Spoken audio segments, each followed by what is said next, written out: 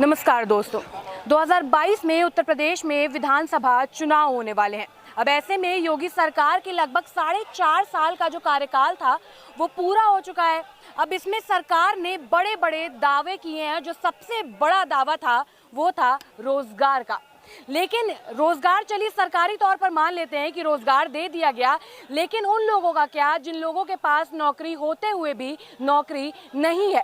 उन लोगों का क्या जिन लोगों ने बीते दिनों में कोरोना काल में अपनी जान की बाजी लगाकर जन जन तक अपनी सेवा पहुंचाई है। जी, हम बात कर रहे हैं उन एम्बुलेंस चालकों की, उन एम्बुलेंस कर्मचारियों की जिन्होंने कोरोना काल में जिन लोगों ने अपनों को भी हाथ नहीं लगाया उनकी मदद की है और अपनी जान दांव पे लगाई है। आप देख सकते हैं कि यहाँ पर इतनी भारी संख्या में एम्बुलेंस कर्मचारी भरे हुए हैं, लगातार अपनी मांगों को लेकर अपनी आवाज उठा रहे हैं। इन लोगों ने दिन रात एक करके अपनी जान की बाजी लगा दी जन जन तक अपनी सेवा पहुंचाने के लिए। लेकिन आज का समय ऐसा है कि हमारे उत्तर प्रदेश में जिस तरीके से कोरोना काल फैला था और आज के समय में जब स्थिति सामान्य है तो इनकी पूछ नहीं है, इनकी सुध लेने वाला कोई भी नहीं है। यहाँ पर तमाम एम्बुलेंस चालक भाई हमारे साथ मौजूद हैं, इनसे बात करेंगे कि इतनी मेहनत आप लोगों ने की लेकिन आज ये दिन देखना पड़ रहा है, क्या बोलेंगे? ये तो हमारे पास शब्द तो है नहीं, लेकिन ये चीज़ पूरा उत्तर प्रदेश ही नहीं हिंदुस्तान जानता था। इस कोरोना महामारी में एम्बुलेंस कर्मचारियों ने अपने घर परिवार का त्याग करके इस समाज की सेवा की, शासन और प्रशासन के साथ कदम से कदम मिलाकर जनता की सेवा की और शासन और प्रशासन का सहयोग किया। उसका नतीजा ये मिला है कि शासन तक हमारी बात या तो सही तरीके से पहुंच रही है तो हमारे जो कंपनी के लोग हैं, जो प्राइवेट कंपनी जीवी के AMRI चला रही है, वो उसको गलत तरीके से रख रही है। हम शासन और प्रशासन और माननीय मुख्यमंत्री जी से ये कहने चाहता हूँ सिर्फ कि ये वही कोरोना योद्धा है जो आपने लखनऊ में कहा था। ये वही कोरोना योद्धा है जो कोविड के समय में सारा संपूर्ण लॉकडाउन में अपने घर परिवार का त्याग कर कर इस प्रदेश की सेवा की थी। आखिर हमारे साथ सौतेला व्यवहार क्यों हो रहा है? सबसे बड़ी बात, मुकदमे लगे। हमने तो सिर्फ वेतन बढ़ोतरी की बात की, मुकदमे दे दिए। भाइयों को मिले तो मिले, चलो हमारी बहनों को भी मुकदमे दे दिए जिनका उसमें कोई दोष नहीं था। एक तरफ मैं स्पष्ट रूप से बता दूं, 9 साल का अनुभव हम लोगों ने जीवीके और शासन के साथ कार्य किया। 9 साल का अनुभव को इन्होंने 0 कर दिया। लेकिन जो अभी वर्तमान में भर्ती कर रहे हैं, उस भर्ती में बिना ट्रेनिंग किए, बिना एक्सपीरियंसफुल लोगों को रख रहे हैं। जो आप लोग वीडियो के माध्यम से सोशल मीडिया में देख रहे हैं, कोई स्ट्रेचर को फेंक रहा है, कोई सवारी भर के ढो रहा है। सबसे बड़ा जिम्मेदार आप किसको ठहराएंगे? जरा आप हटिए, मुझे बात करने दीजिए। सबसे बड़ा जिम्मेदार आप किसको ठहराएंगे? क्या सरकार की गलती है या आप जीवीके की बात कर रहे हैं? किसकी सबसे बड़ी गलती है कि आप लोगों को ये दिन देखना पड़ रहा है?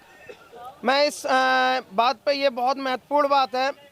सरकार तक काम था, सरकार को जो सरकार की योजना थी, सरकारी एम्बुलेंस है, सिर्फ हम लोग प्राइवेट के थे, तो सरकार को हम लोगों को सोचना चाहिए था कि ये मेहनत कर रहे। लेकिन जीवीके कंपनी ने हम लोगों के बारे में गलत रिपोर्टें रखकर और सुनने में आया था कि आप लोग परमानेंट होना चाह रहे हैं, ये बात पहुंचाई गई। ऐसी कुछ नहीं थी। एक हम माननीय मुख्यमंत्री जी हमारे मुखिया हैं, तो हम लोग उनसे डिमांड नहीं रखी थी, सिर्फ एक लाइन जोड़ी थी कि ये कंपनी जो शोषण कर रही है, कंपनी रोज कंपनियां बदलती हैं तो कर्मचारी बदलेंगे, तो इस चक्कर में कर्मचारियों को बेशक हमें कम वेतन में रखा जाए तो ठेका प्रथा से मुक्त कर दिया जाता, NHM में दे दिया जाता।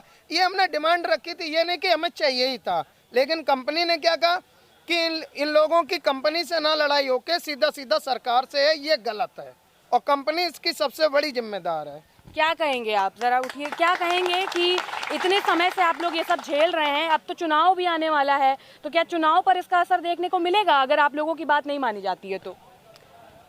हम सर्वप्रथम मैं ये कहना चाहूँगा कि अपनी समस्याओं को देखते हुए मैंने जिस तरीके से शांतिपूर्वक धरना प्रदर्शन 3 दिन तक किया, उसके बाद में भी हमारी बातें नहीं सुनी गई। तत्पश्चात मुझे चक्का जाम की स्थिति से गुजरना पड़ा। चक्का जाम की स्थिति से को लगभग 10-12 दिन हो रहे हैं।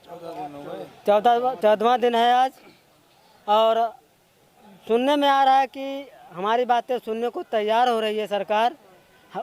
उससे पहले समस्या यह है कि हमारे प्रदेश अध्यक्ष हनुमान पांडे पर कंपनी के माध्यम से गलत मैसेज दे करके सरकार को गुमराह किया किस गया। बात पे उनको गिरफ्तार किया गया है? क्या कुछ आप लोगों ने ऐसा हंगामा कर दिया, क्या कर दिया कि गिरफ्तार हो गए वो? क्योंकि कंपनी हम समस्त कर्मचारियों का शोषण कर रही थी। शोषण के खिलाफ हमारे प्रदेश अध्यक्ष हनुमान पांडे ने सभी कर्मचारियों के हित में एक आवाज़ उठाई। इसके खिलाफ में कंपनी ने हमारे हनुमान पांडे जी के ऊपर 9 अलग अलग धाराओं में मुकदमा दर्ज कराया, जिससे वो आज भी गिरफ्तार हैं। और मैं उत्तर प्रदेश सरकार से यही गुजारिश करना चाहता हूँ कि हम लोग निर्दोष हैं, हमारे प्रदेश अध्यक्ष हनुमान पांडे जी पूर्णतः निर्दोष हैं, इनको वहाँ से रिहा किया जाए और हम लोगों की मांगों को उचित मानते हुए मांगे मानी जाए और सेवा बहाल की जाए, ताकि आम जनमानस को कोई हानि न हो, अभी भी सेवाएं बहाल हो सकें। जैसे कि मेरा सवाल ये भी था कि 2022 के विधानसभा चुनाव होने वाले हैं और इतने दिन से आप लोग यहाँ पर डटे हुए हैं, इसके बाद भी अगर आपकी मांगे पूरी नहीं होती हैं तो क्या चुनाव में आप लोग ये असर दिखा सकते हैं क्या? हम लोगों का चुनाव से कोई लेना देना नहीं। हम लोग किसी पार्टी व्यक्ति विशेष के नहीं हैं। हम लोग एक कर्मचारी थे, हैं और आगे भी रहेंगे। सवाल नहीं समझ पाए आप? सवाल को समझ रहा हूँ, अच्छे से समझ रहा हूँ। चुनाव से हम लोगों का कोई लेना देना नहीं है। नागरिक नहीं आप? नागरिक हैं। इतनी बड़ी तादाद में यहाँ पर आप लोग मौजूद हैं, तो क्या चुनाव से आपका कोई ताल्लुक ही नहीं है? जिनसे आप गुहार लगा रहे हैं कि आपकी मदद कर दे, वो चुनाव के बाद ही आए हैं ना? चुनाव से ताल्लुक है, लेकिन इस धरने से चुनाव का कोई लेना देना नहीं है। तो आपकी अगर बात कल को पूरी नहीं होती है, अगर आपकी बात कल को नहीं मानी जाती है, तो उसके बाद भी बीजेपी को वोट देंगे क्या? एकदम मुझे पूरा भरोसा है, मुख्यमंत्री जी हमारी बात सुनेंगे, आज नहीं तो कल। तो जैसा कि आपने देखा, यहाँ पर तमाम लोग मौजूद हैं और इनकी बातों से यही लग रहा है कि इनकी लड़ाई अपनी मांगों को लेकर है, ना ही किसी पार्टी से है, ना ही बीजेपी से है। और इनको इस बात की उम्मीद है कि कल ना कल इनकी बातें जो सरकार है वो मान भी लेगी, और अगर नहीं भी मानती है तो वो तो आने वाला वक्त ही बताएगा कि आगे ये लोग क्या करेंगे, क्या रणनीति बनाएंगे। फिलहाल इनके जो प्रदेश अध्यक्ष हैं उनको रिहा नहीं किया जा रहा है। सबसे पहली मांग जो ये है अब एम्बुलेंस चालकों की, ये हो चुकी है। फिलहाल के लिए इतना ही। कैमरा पर्सन अभय के साथ मैं शिवांगी, लखनऊ।